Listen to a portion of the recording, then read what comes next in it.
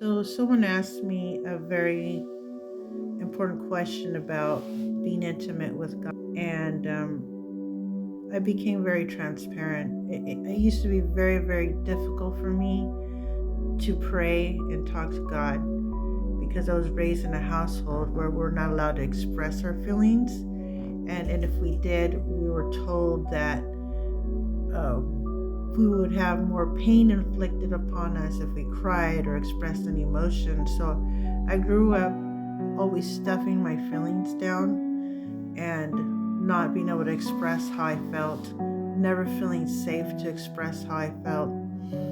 And my prayer life consisted mostly of asking God for things, and that's it.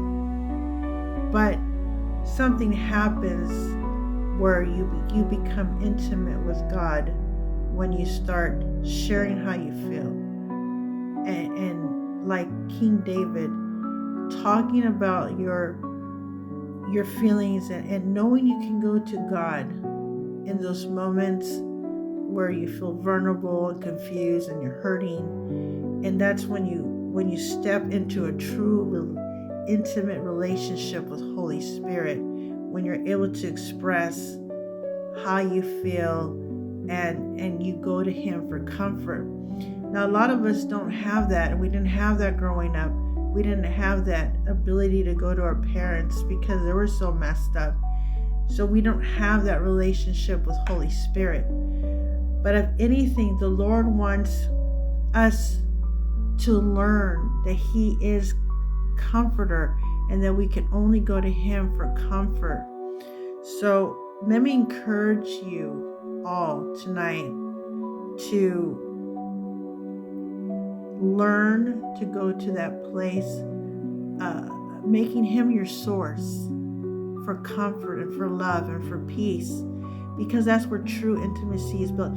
It doesn't come from reading the Bible. Okay, that's just a love letter. That's like me giving you a letter instead of talking to you face to face. There's no intimacy there.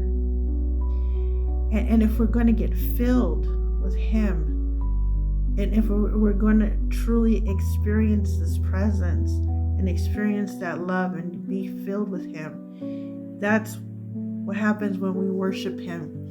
And a lot of us don't do that because we wait for good times.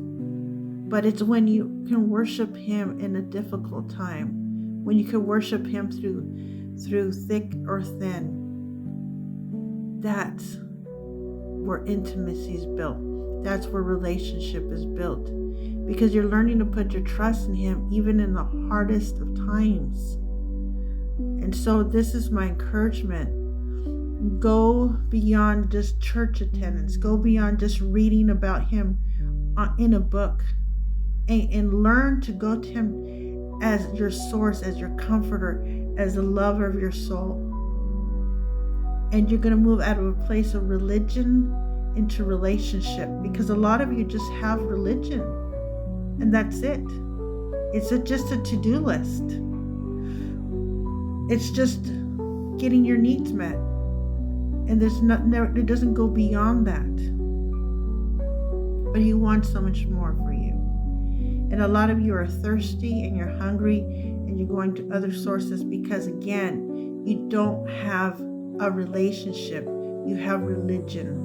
And religion doesn't bear fruit. He wants you to go beyond religion and beyond just doing for him and him doing for you.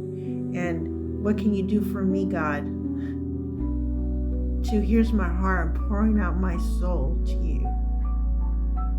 I'm coming to you as a child, completely dependent for everything, and I'm putting my trust in you to lead me, to guide me, to give me peace. And when he becomes your source like that, again, you move out of religion into relationship. So I hope that helps.